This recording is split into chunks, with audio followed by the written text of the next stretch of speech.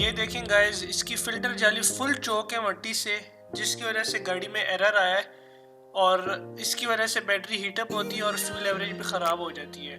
तो देखें फुल चौक है, फ़ैन भी इसका फुल मट्टी से भरा हुआ है। ये देखें।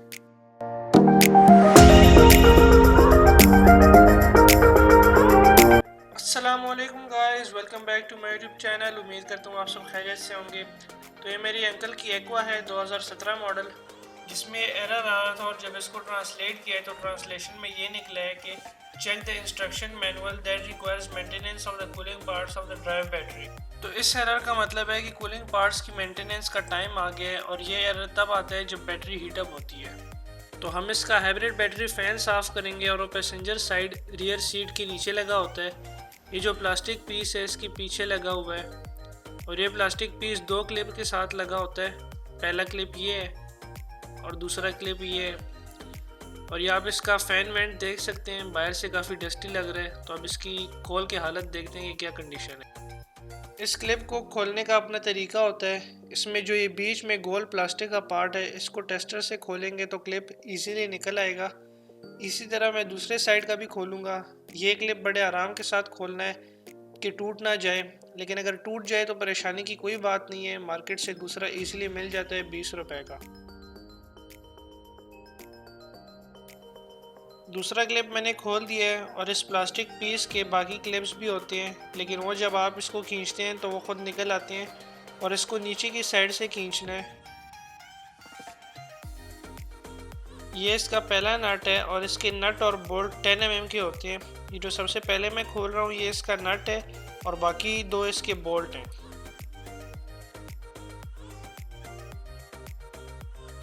सेकंड बोल्ट इधर लगा होता है और वो भी 10 mm का होता है।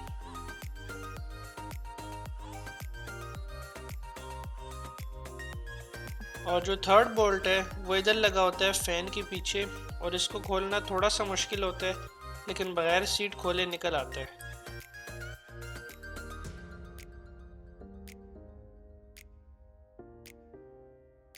फ़ैन के फ्रेम के सारे नट और बोल्ट खुल गए हैं। अब आखिर में वायरिंग खोलनी रहती है, उसके बाद फ़ैन बाहर निकल आएगा।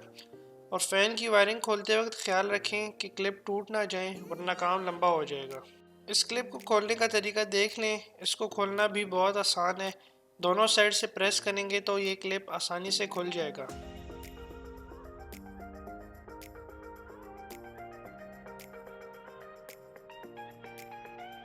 गाइस, आप लोग इस फ़ैन की फ़िल्टर जाली की कंडीशन देख सकते हैं कि कितनी गंदी है, जिसकी वजह से गाड़ी में एरर आ रहा था। और ये एरर जब आता है तो जितनी जल्दी हो सके फ़ैन को साफ़ कर लें ताकि बैटरी की लाइफ ज़्यादा हो।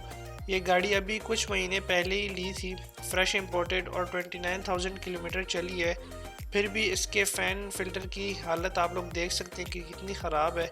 और मैं तो कहूँगा कि आप हर 10,000 किलोमीटर के बाद इसकी सफाई किया करें, फ़ैन की और फिल्टर की। और passenger side rear floor mat वाली जगह को भी साफ़ रखें जहाँ ये फ़ैन लगा होता है, ताकि ये डस्ट ना खींचे। अब इसकी फ़िल्टर जाली को अलग करते हैं और ब्लोअर बॉक्स को खोलते हैं ताकि फ़ैन को भी अच्छी तरह से साफ़ कर लें। इसको भी बड़े आराम से खोलना है ताकि इसकी क्लिप डैमेज ना हो। अगर इसकी क्लिप डैमेज हो गई तो फ़िल्टर जाली तो बहुत मुश्किल से मिलती है, लेकिन ब्लोअर बॉक्स मिल जाएगा और वो काफ़ी महंगा भी है।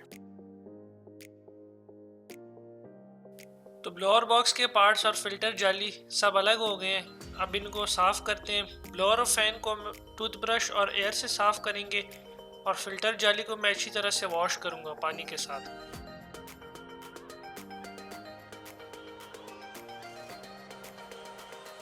फिल्टर जाली की जो साफ़ साइड थी अंदर वाली, मैं वहाँ से पानी मारूँगा ताकि जहाँ पर मट्टी लगी है वहीं से गिर जाए, अंदर की साइड पर ना आए।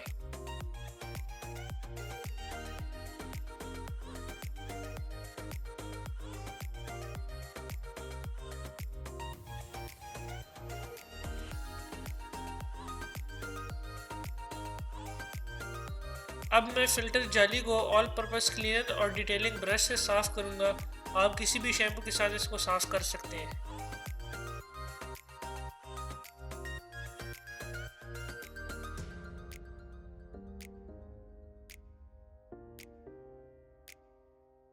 फ़िल्टर जाली साफ़ हो गई है। अब मैं ब्लोअर से हवा मार दूँगा ताकि जो पानी है वो हट जाए।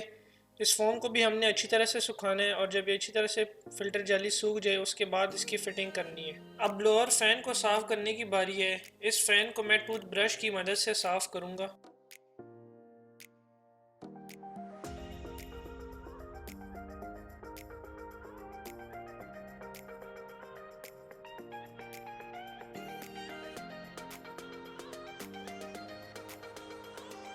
यहाँ पर आप देख सकते हैं कि कितनी ज़्यादा मिट्टी ब्लोअर बॉक्स के अंदर जमा थी। ब्लोअर बॉक्स में जितनी भी मिट्टी ब्रश की मदद से निकाली जा सकती थी वो निकल गई है। अब एंड पर इसके अंदर भी मैं हवा मारूंगा ताकि जो मिट्टी थोड़ी सी रह गई है वो भी निकल जाए। ये ब्लोअर बॉक्स के पार्ट्स हैं। सबसे पहले ये प्लास्टिक का पार्ट लगता है और उसके बाद प्लास्टिक के पार्ट के ऊपर फ़िल्टर जाली लगती है। इनको लगाना बहुत आसान है और यहाँ पर मैं वीडियो की स्पीड नहीं बढ़ाऊँगा ताकि आप लोगों को अच्छी तरह से समझ आ जाए कि इसकी फ़िटिंग किस तरह करते हैं।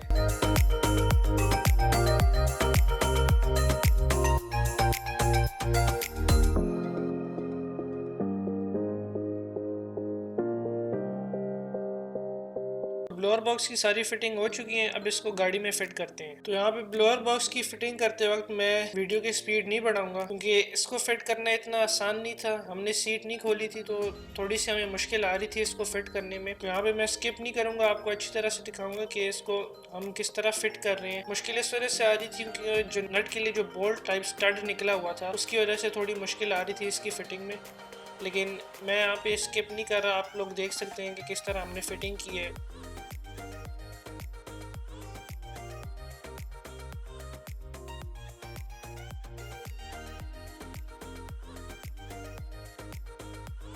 और यहाँ पे मैंने वायरिंग फिट कर दी, आप वायरिंग देख सकते हैं।